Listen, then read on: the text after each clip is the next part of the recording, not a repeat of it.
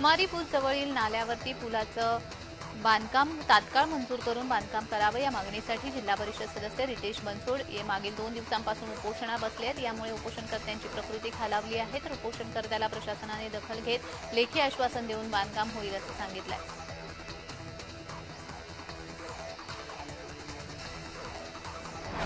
श्रावण मासी हर्षमानसी हिरवळ दाटे चोहीकडे ही कविता श्रावण महिन्यातील वातावरणाचा आनंद देते। तसाच काहीसा आनंद श्रावण महिन्यातील या वातावरणात मोरांचा हा नृत्याविष्कार पाहिल्यानंतर होतो। ही नयन रम्य मनोहारी दृश्य गोवा राज्यातील पेडणे तालुक्यामधील वारखंडी येथील पडसबागेमध्ये मोराचा नृत्याविष्कार करतानाचे आहेत। पिसारा फुलवून मोर आनंदाने बागडताना या दृश्यामध्ये दिसतोय।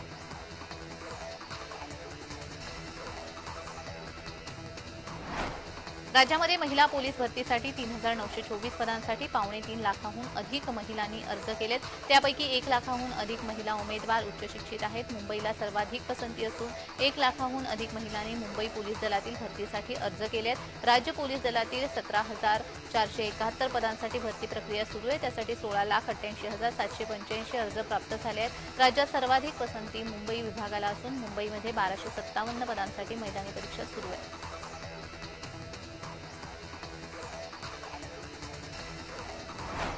बहीण आणि भावाच्या अतूट नात्यांचा सोहळा म्हणजे राखी पौर्णिमा असते। शहरामध्ये राखी पौर्णिमा साजरी करण्यात येते आहे। या सणाबद्दल बहिणींमध्ये एवढा उत्साह होता की मागील 8 दिवसांमध्ये सुमारे 3.5 लाख राख्यांची शहरामध्ये विक्री झाली। शहरामध्ये मुंबईसह कोलकाता, सुरत आदी भागामधून यंदा राख्या विक्रीला आल्या। सुमारे 400 पेक्षा अधिक व्हरायटी या राख्यांमध्ये होती। साधारणतः 20 ते 70 रुपये दरम्यानच्या 60% राख्यांची विक्री झालेली आहे, तर उर्वरित 40% राख्या 80 ते 250 रुपये दरम्यानच्या आहेत।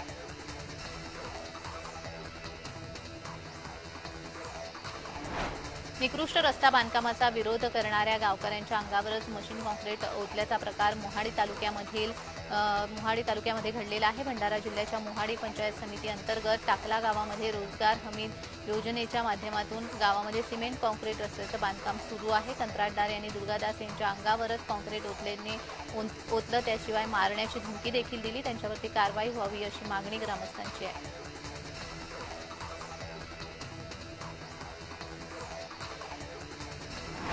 नैसर्गिक बांधिलकी जोपासणे ही मानवाची गरज आहे, जबाबदारी आहे आणि हे खरंच सत्यामध्ये उतरवण्यासाठी नंगपुरा मुर्री येथील अनुसूचित जाती आणि नवबौद्ध मुलांच्या शासकीय निवासी शाळेच्या विद्यार्थ्यांनी वृक्षांना राखी बांधून सामाजिक सलोखा राखलाय। शाळेमध्ये राखी स्पर्धा घेण्यात आली। यामध्ये सर्व विद्यार्थ्यांनी टाकाऊपासून टिकाऊ राखी तयार करून सर्व राख्या शालेय परिसरातील वृक्षांना बांधून या वृक्षांची संवर्धन करण्याची जबाबदारी स्वीकारली आहे।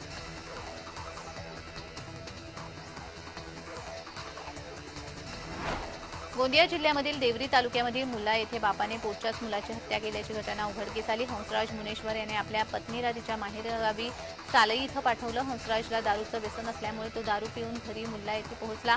घरी पोहोचताच त्याने आईवडिलांबरोबर भांडण सुरू केलं। दरम्यान या भांडणामध्ये मुलाला मार लागला। यानंतर बापानेच दगडाने ठेचून मुलाची हत्या केली आहे। सदर घटनेचा तपास देवरी पोलीस करतायत।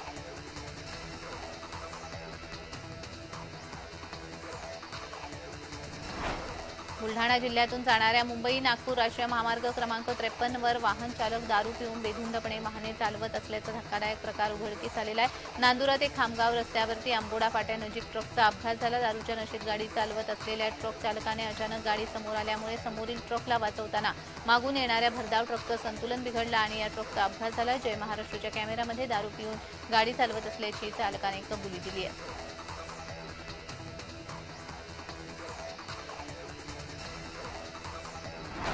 शेतात मुगाच्या शेंगा तोडण्यासाठी गेलेल्या मायलेकींच्या अंगावर वीज पडून दोघांचाही जागीच मृत्यू झालेला आहे। ही घटना 18 ऑगस्टला रविवारी दुपारी 5 वाजेच्या सुमारास सिल्लोड तालुक्यामध्ये शिसारखेडा येथे घडली। या दुर्दैवी घटनेमुळे परिसरामध्ये हळहळ व्यक्त करण्यात आली।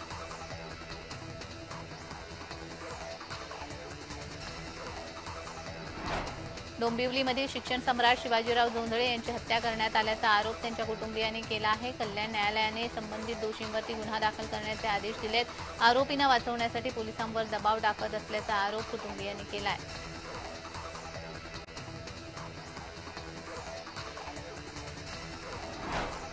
पुणे शहरामध्ये परिसरामध्ये सलग दुसऱ्या दिवशी ढगांच्या गडगडाटासह जोरदार पाऊस पडला। पुण्यामध्ये दुसऱ्या दिवशी कोसळत्या धारा पाहायला मिळत आहेत। त्यात वडगाव शेरीला पावसाने अक्षरशः झोडपून काढले। तिथे सर्वाधिक 111 मिलीमीटर पावसाची नोंद झाली। कमी वेळात जास्त पाऊस पडल्याने शहरामध्ये बऱ्याच ठिकाणी पाणी साचलं। यामुळे पादचारी वाहन चालकांना त्रास सहन करावा लागला।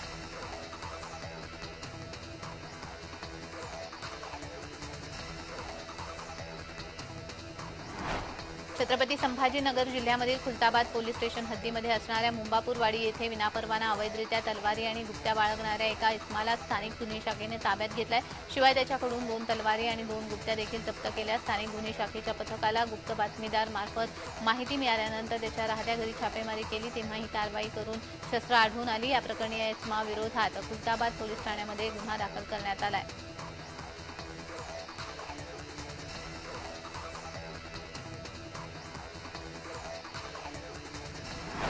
हिंगोलीच्या औंढा नागनाथ येथील 12 ज्योतिर्लिंगांपैकी 8वे ज्योतिर्लिंग असलेल्या प्रभू नागनाथाचं दर्शन घेण्यासाठी भाविकांनी मोठी गर्दी केली।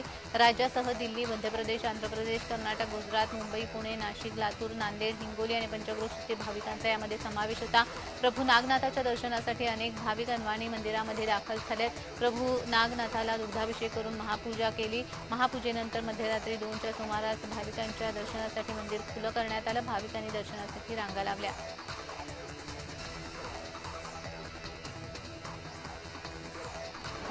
सोमवारी रक्षाबंधनाचा सण आहे। रक्षाबंधनानिमित्त आपल्या लाडक्या भाऊरायाला राखी बांधण्यासाठी अनेक लाडक्या बहिणी आपल्या माहेरी जातात। माहेरी जाणाऱ्या लाडक्या बहिणींसाठी एसटी महामंडळाने रक्षाबंधनाची जोरदार तयारी सुरू केली आहे। प्रवाशांच्या गर्दीनुसार जादा बसेस सोडण्यात येणार आहेत, अशी माहिती मध्यवर्ती बसस्थानक प्रमुख संतोष नजन यांनी दिलेली आहे। रक्षाबंधनाच्या पार्श्वभूमीवर एसटी महामंडळाकडून आगारनिहाय स्थानिक पातळीवरती जादा वाहतुकीचं नियोजन करण्यात आलं आहे। विभाग नियंत्रकांच्या मार्गदर्शनाखाली जादा बसेस सोडल्या जाणार आहेत। प्रवाशांची गर्दी वाढेल त्याप्रमाणे जादा बसेस सोडण्यात येणार आहेत।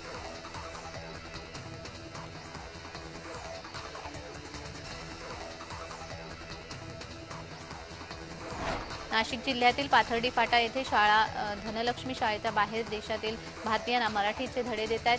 बाहेर देशामध्ये नोकरीसाठी गेलेल्या भारतीयांना आणि त्यांच्या मुलांना मराठी भाषेचं ज्ञान यावं याकरता नाशिक जिल्ह्यामधील मराठी शाळा मानवधन संस्थेच्या वतीने अमेरिकेमध्ये भारतीयांना मराठीचे धडे देण्यात येतात। याकरता शाळेचं अध्यक्ष सुभाष कोल्हे यांनी माहिती दिली आहे। या शाळेला माजी राष्ट्रपती प्रतिभाताई यांनी देखील या शाळेचं कौतुक केलेलं आहे।